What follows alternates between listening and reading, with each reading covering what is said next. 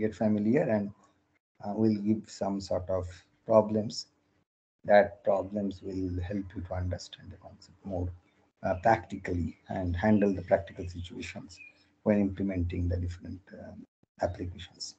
Okay, so this is the syllabus, and for the books, I read on few books, but nowadays a lot of course materials is available in our internet also. So do that is one of the very famous book.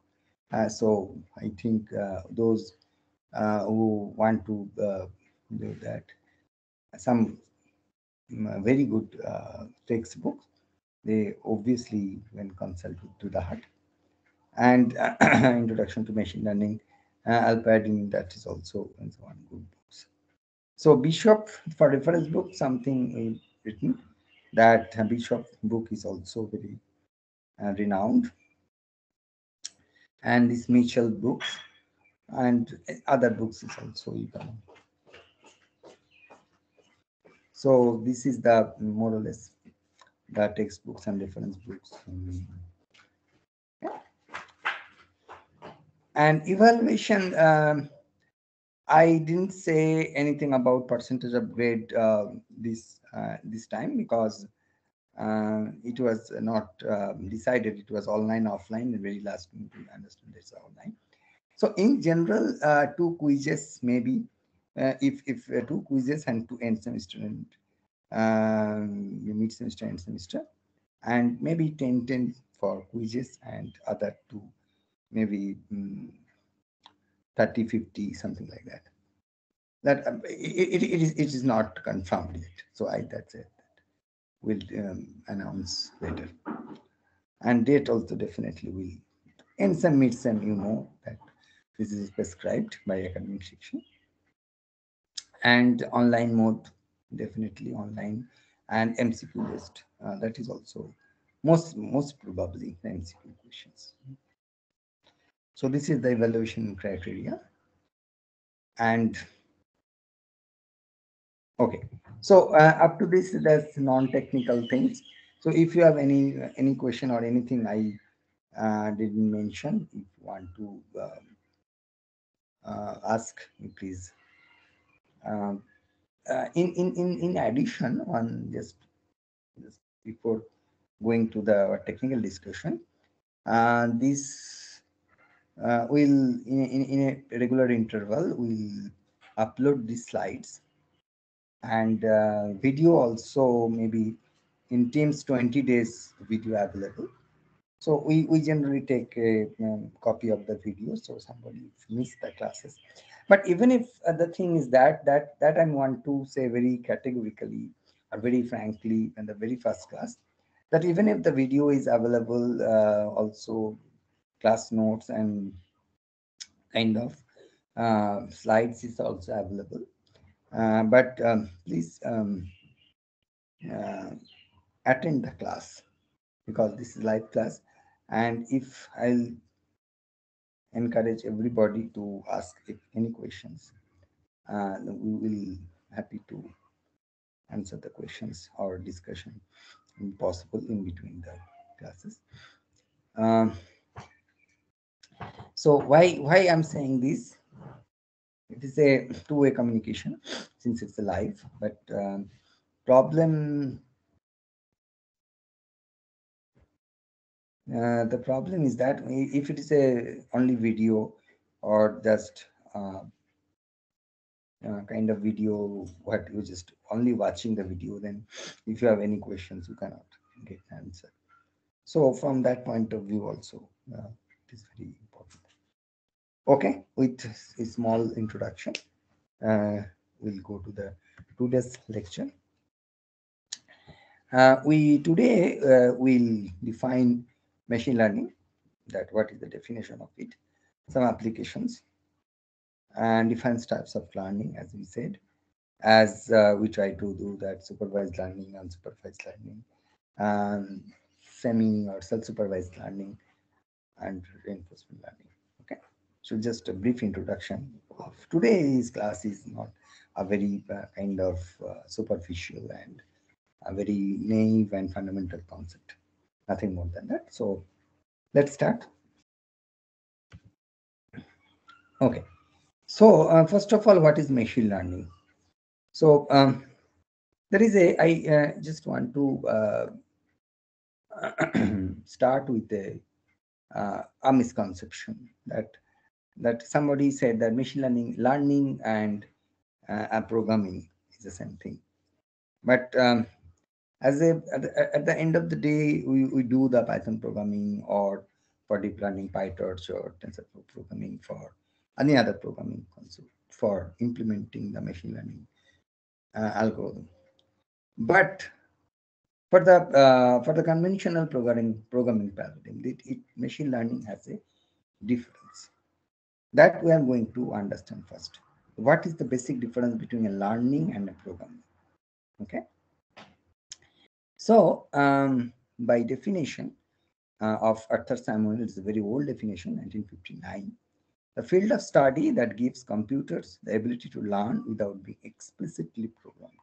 Now, the thing is that if you write a matrix multiplication program, and if you're given to matrix with a proper check, then computer do the matrix multiplication and give the answer in. Yeah, okay.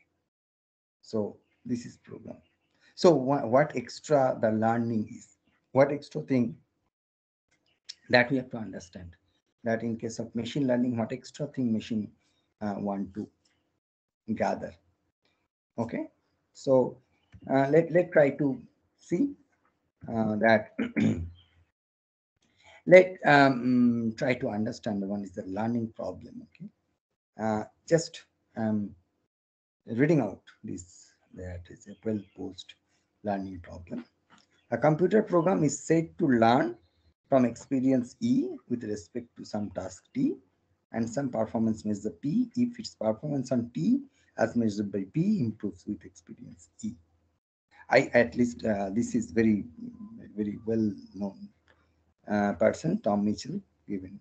But from this definition, at least as a first thing, frankly, I didn't understand anything from this definition. So let's try to find out a example of this particular, based on this definition. Let's say it's a very well known definition, that examples and well known example, that the spam mails. Okay. So your email programs watches that the mails you have received are spammed or not spam based on your marking. Okay. And you have a kind of, you can mark a particular email as this is a spam mail and this is a genuine mail, and based on that learns how to better the filter. So here first we understand what are these what do you mean by task, what do we mean by experience, and what do we mean by performance.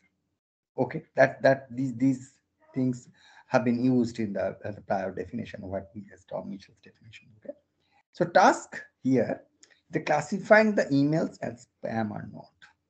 So that is important, that what is the task is given, that task that to these spam filters is going to do, are going to classify or going to distinguish between a spam mail and a genuine mail. Okay, so this is the task. Now the definition of task is known. Now the thing is that what is the experience? So watching you label emails as spam or not spam. So the important thing is that some of the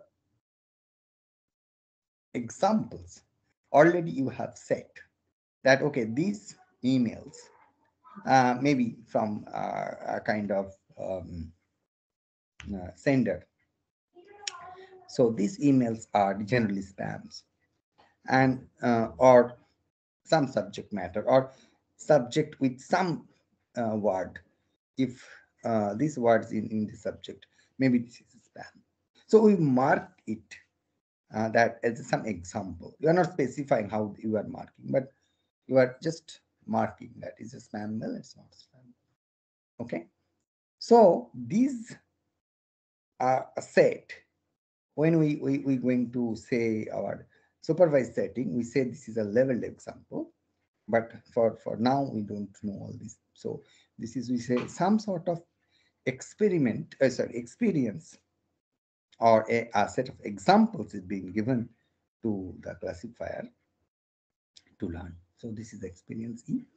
And performance, how accurately your spam filter can mark that this particular uh, uh, mail, if it is a really spam, they can say, yeah, it's spam. If it is a not spam, but he says it's not spam. So it is a kind of a true positive kind of thing, or kind of true negative. So these are the important thing, that how accurately they can. So now we understand what is the task, what is the experience, what is the performance. Okay, based on this definition, now you try to understand this particular learning problem. What is that? Now a computer program is said to learn from experience E. And what is experience E? A set of example you were given as a spam or not spam. So this is experience with the respect to some task T. So task is the to the classifying the spam. This is the task, and some performance measure, that how accurately they are basically can filter it out as a spam or not spam. So it's a P. So if it's performance on T, uh, as measured by P, improves with experience.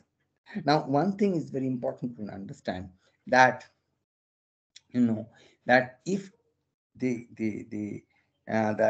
experience is being gained, it is becoming increased.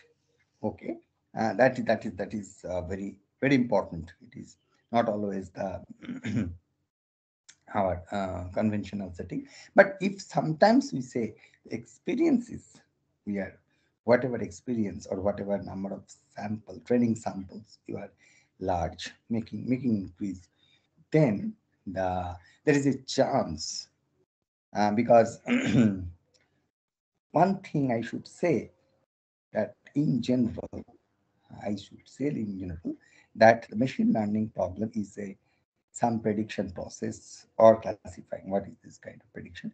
Is a stochastic in nature. So it's a chance factor. The probability factor is always involved.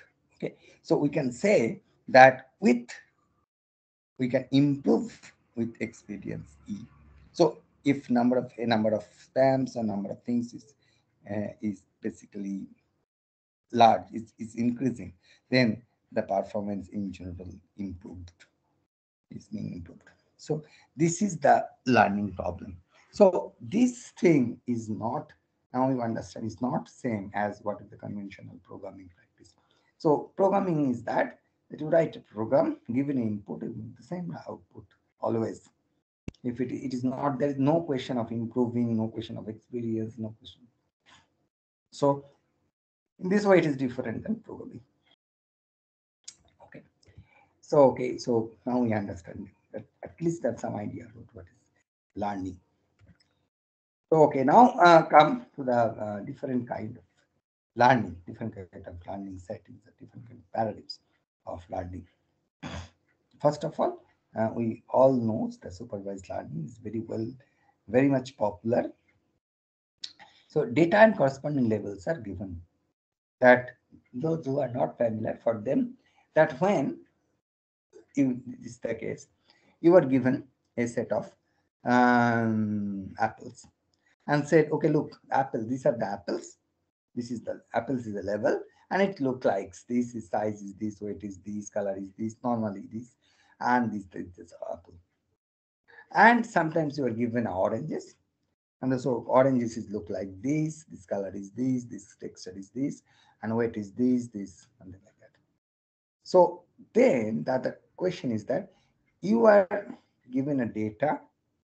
That data means a data with some description.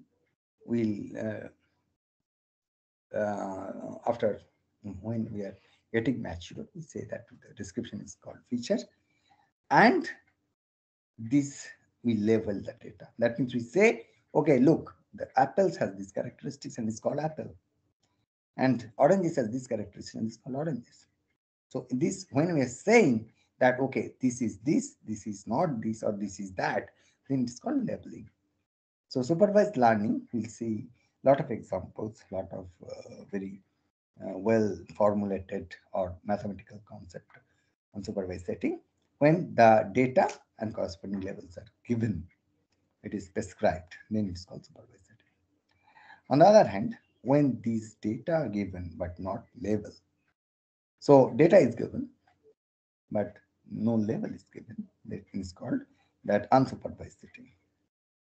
Now, what we are trying to say, you are being given some sort of oranges and and pumpkins.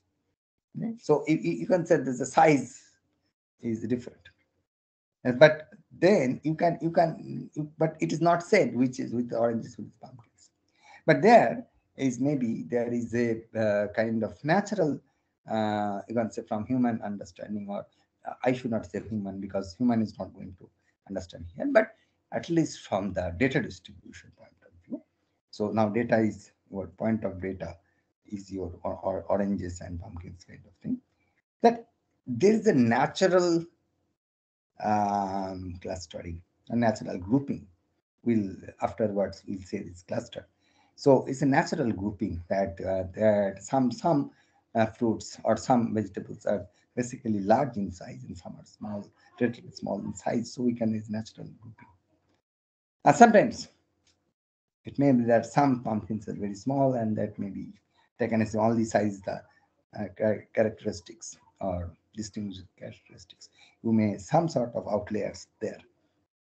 Outliers mean is wrongly classified or wrongly clustered data points. Okay, so this is the main thing. So the main concept or main idea is that in the unsupervised setting, the label is not given. That is important. Now it is semi-supervised. Um, so semi-supervised, definitely you can understand that in between some levels are given, less number of levels are given, kind of some level of a similar distribution is given, kind of thing. Another interesting thing is called self-supervision. Okay, self-supervision is very interesting. I'll give you an idea. Self-supervision is that that you say that is a very interesting problem in machine learning is object detection. Okay, so object detection, definitely if you are to try to, there is in a figure, and you are basically riding a bicycle. Now object detection is that there is a human, is object, and cycle. These are two objects there. And some object detection means that, can you say that some there is a human object and humanoid object, human object, or is a bicycle object. Or more simplistically, if it's a single object, there is a image of a let's say cat. So object detection means, can your classifier say that okay, this object, the single object is cat, is called object detection. Now if we say that there is a different kind of images is given, but cat images is given, it is not specified that this is the cat, so it's a not. But one thing we can do very interestingly, you see that we we assume the images what been given is color images. That is quite not a big strong assumption. So, so we can get a lot of images, cat images, and we can make it grayscale image. This is just one line code. Okay, so grayscale image. Now we can do one thing. We can do, so we can use a kind of intermediate classifier which going to learn the colorization technique. Okay, the automatic colorization.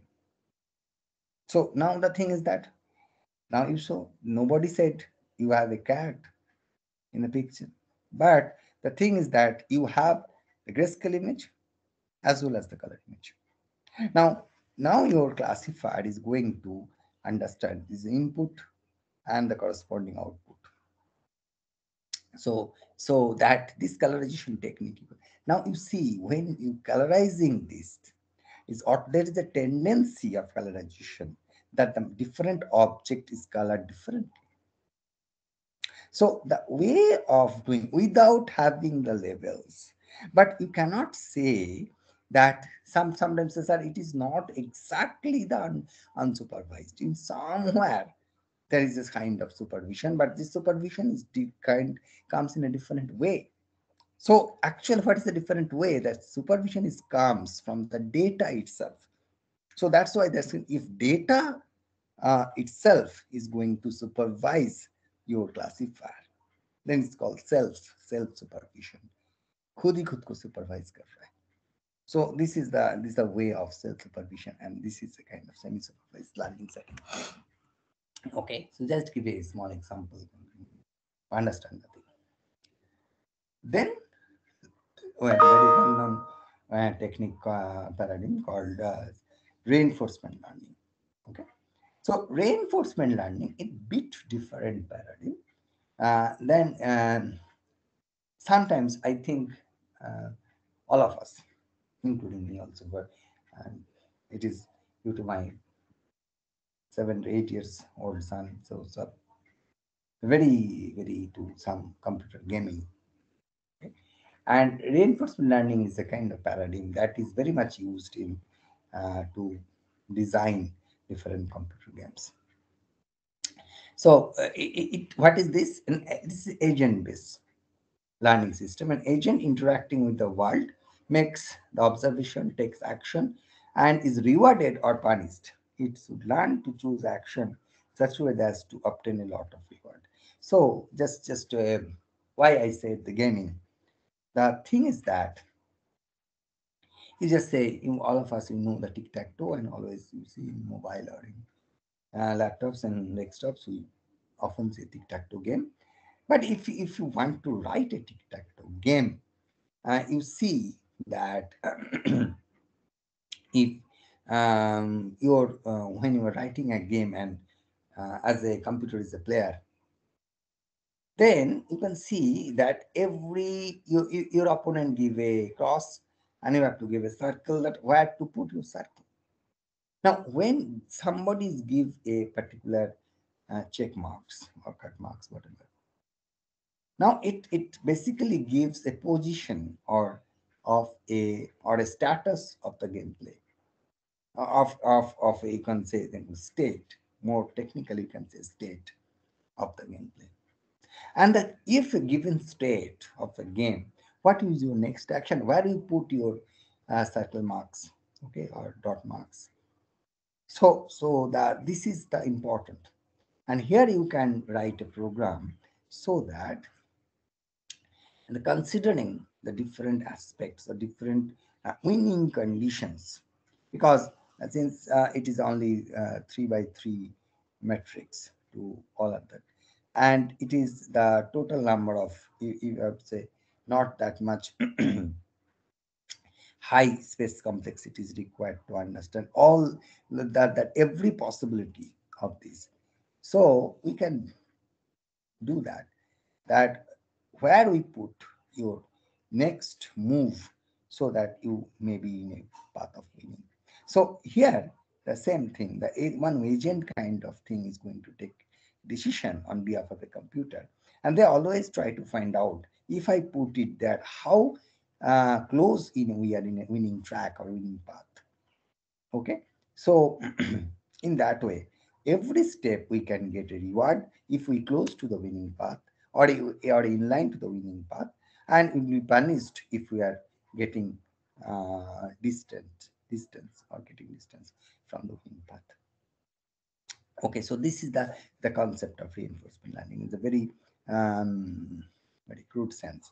Or sometimes another thing, the Atari game we are playing so frequently. That is also a kind of a very good example to understand the reinforcement learning. So gaming, right? Gaming means not playing the game. If you design a game, it's a very good example of you try understand this reinforcement learning kind of thing. and we often use the reinforcement learning concept in designing the games. Okay, so these are the paradigms where we are basically trying to understand uh, the different learning settings. So let's say start with supervised learning, and that, as we say, the Yes, sir. classification is yes, yes, please. Sir, how is reinforcement learning different from unsupervised learning? I mean, there is still no label in reinforcement learning as well. No, no, no, no. That in that sense, if you say there is no concept of reward there, there is no concept of this agent that will take the decision or something like that.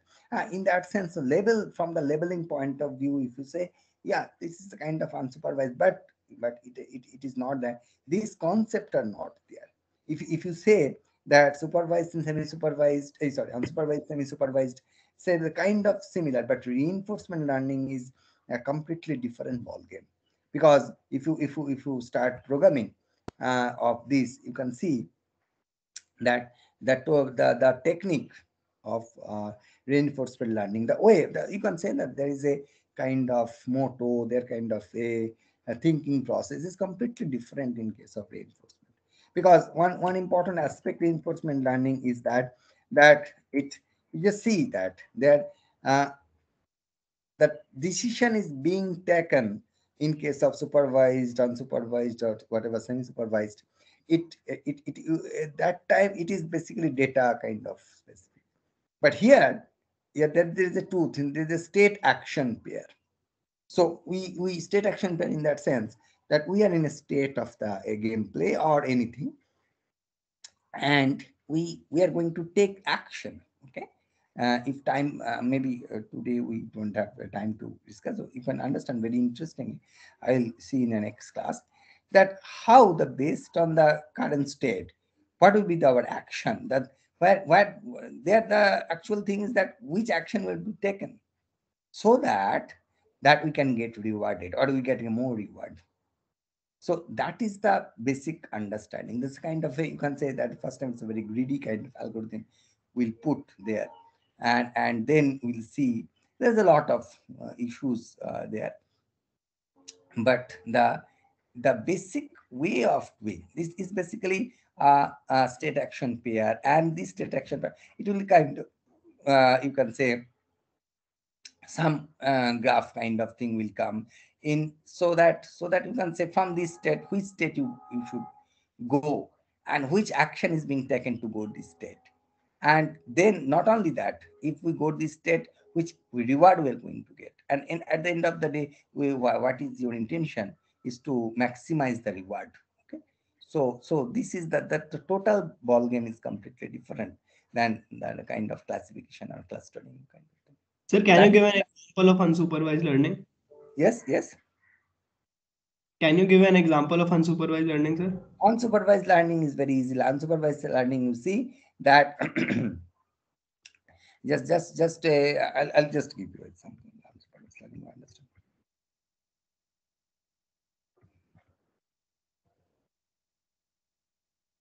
Yes, this is very easy because we know all these things. Now this is the unsupervised. Now there is a nobody said these are the kind of, so, but based on the some characteristics of animal kingdom, we can clusters in this way that these are the fishes is basically in underwater or in water. Then mammals, where is basically these are the features. Reptiles who have no this kind of uh, is going to walking in different pattern. And then amphibians, they both in water and land. And birds who can fly. So nobody said that okay, this is basically this is hummingbird, or this is eagle, or this is a cockroach, and these are the birds. But based on this feature, distinguished feature or data, more if you say more technically, that based on the data distribution or the kind of, we can easily group them up, and this is the typical unsupervised setting. Okay, so this is the classic example that everybody we knows, we in biology we say a lot of things like that. Okay, so this is just an example. I will come later in next class. actually how all these things is given. Okay. Supervised is basically the data, the observation, measurement, etc., labeled with predefined classes. That it like the teacher gives a class, gives the classes, and the supervision. It's like that. So test data are classified into these classes too. So the thing is that supervision means what? Supervision means that this data is given. Let's say apples. Apples are data, and data means what? Data is a, you see that I just give you an example. You can understand what is data. Mm, Here you can see that thing, that you can say that we can say that this apple or not. This is supervised learning. Okay. Now these rates are is apples, and greens are non-apple, and you can see that feature. What is the feature? Feature is the color, texture, cost, size, then weight, everything. It may be a feature. Okay. So based on these features, you are going to categorize. But the main issue is that before learning or before you classify your learning or training, this is given, okay, these red dots or red points are apple, and these green points are non-apple or something else. Okay, so this has been given. If it is been given, it is supervised. And if this is no level is been given, you see that these things are looking same, but that ideally what is this? These two are different kind of thing. If two are different, then you can the natural question of that. So this is called unsupervised. You say that okay, this may be you can yeah, these are the crosses or something like that. So that these are two natural clustering. So this is unsupervised in nature. So data, the observation, measurement, etc. Are observation means features, this kind of are labeled with predefined classes, and the test data classified into these classes. So what is the challenge here? Challenge is that there is a training set and there is a testing set. In the training set, when the time of training or learning, you are being the examples have been given. Based on this example, your classifier is going to learn, or your regressor is going to learn. Okay. And when these testing example are not from the training samples, it is completely different samples.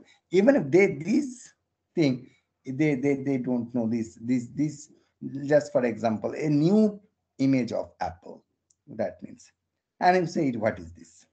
Now they know the apple is look like green or yellow, red, or some yellowish or something, and it has a weight such a way, this shape is that, texture is that, and based on this they know okay, this is apple. So this is the prediction. Okay. And this is a supervised, and the supervision of the examples that have been given a priori of the learning, and that is important to understand. But in case of unsupervised, this labeled thing, they're given a data distribution, they can group it, but they don't know that this is apple or this is what. Okay, so that is the difference with supervised and unsupervised. Okay, you got your answer? Okay, so supervised learning, if we say that like human learning from past experience, but don't this kind of thing is a very superficial. It's very kind of simplistic thinking. Human learning is completely different ballgame. So I do not say that. You can say that just a very you can say a very superficial analogy or simple analogy. A computer does not have experience. Okay, a computer system learns from data, which represents some past experience of an application domain. Okay, so that is important. That learns from data means what? That means a spam, smell kind of thing. And so these are spams, these are not spams. So these are the data. Our focus, learn a target function that can be used to predict the values of the discrete class attribute, e.g. approve or not approve, or high risk or low risk. So we'll see in our next class or subsequent class that we are trying to find out a function. Okay, when this function, this function is built, this is built by these examples. Okay, once you see linear regression, you can say based on we try to we fit a linear or nonlinear curve based on some sort of given examples or given data points of a particular dimension.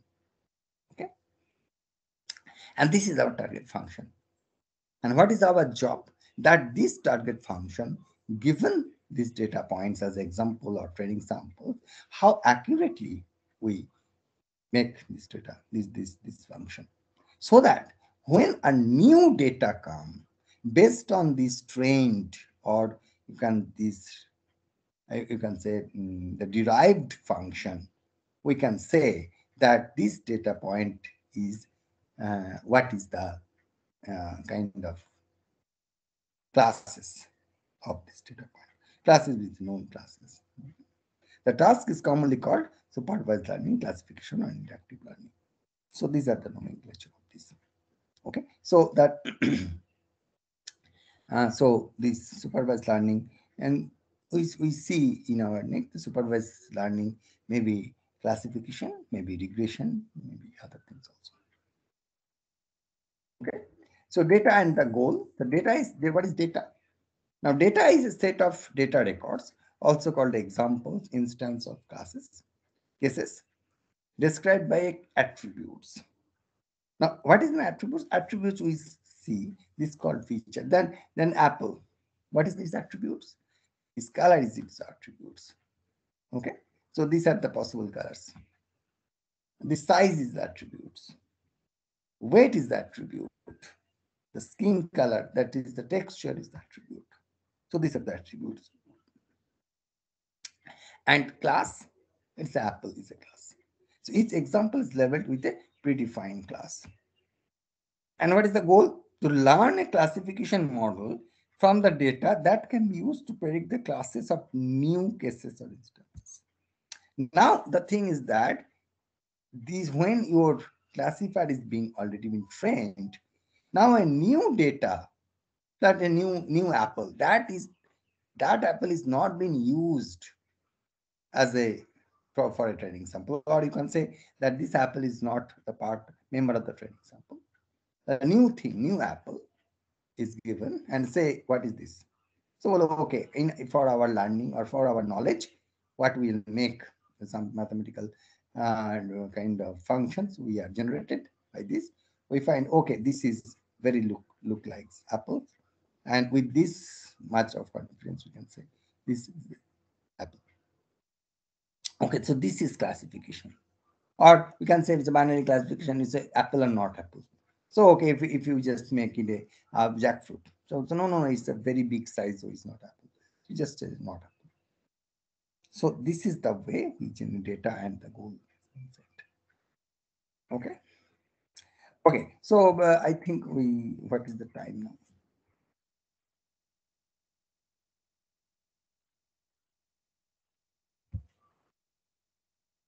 Okay, it's almost done. So we stop today. We'll continue to the next lectures. So that if you have any question, you can ask.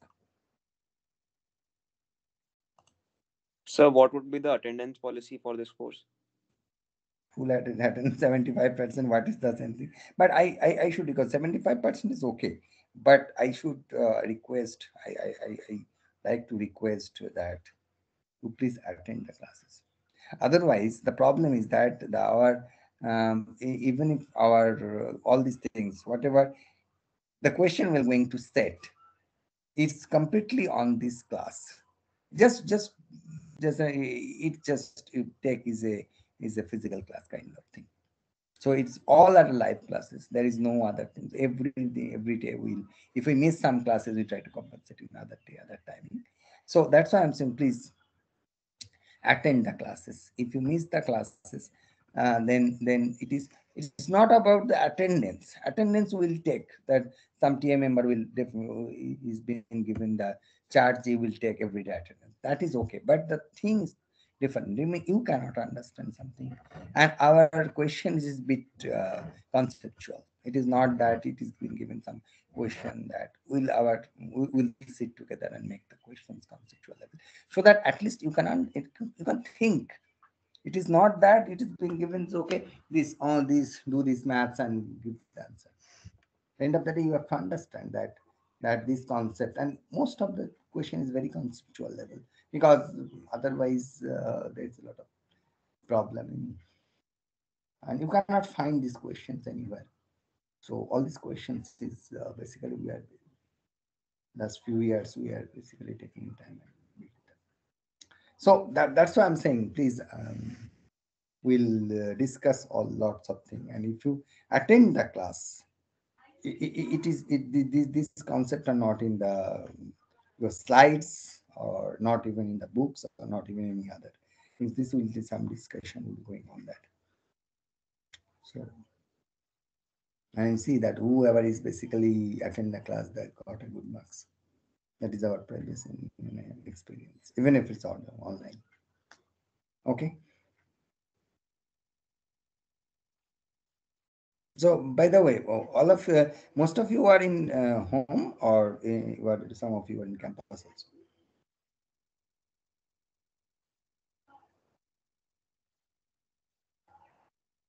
Home. Home, mostly in home. Okay. Please be take care, and okay. This is, thank you very much.